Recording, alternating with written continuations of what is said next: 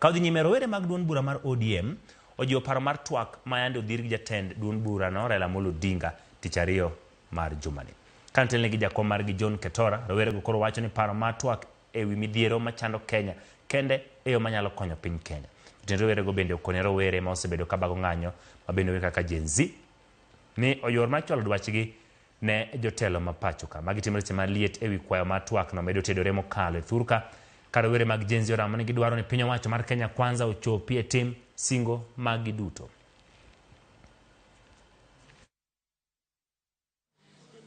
Baba has his reason of why we should have the dialogue. But what else? Because there must be solution. What is the alternative to dialogue? I don't know. Let them give us the alternative.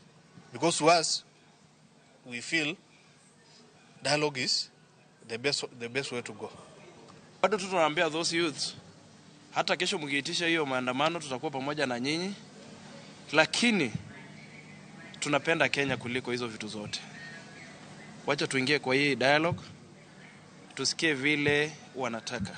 Tupie baba asikio kwa sababu yale ambayo baba anaona in the middle of the Indian Ocean, sisi kama vijana tuwezi ona tukiwa juu ya milima Kenya. If Baba says that there is going to be a dialogue, let me ask the Gen Zs who are our brothers and we respect them so much. After any demonstration, there must be an outcome. Why are we on the streets? What are they demonstrating? How are they going to discuss those issues they're demonstrating? They must be on the table for them to discuss those issues. You cannot go with me to war and we say, now I've withdrawn the war and we don't want to talk. We must come on the table and tell them on face that this is what the Gen Zs want and this is what they want.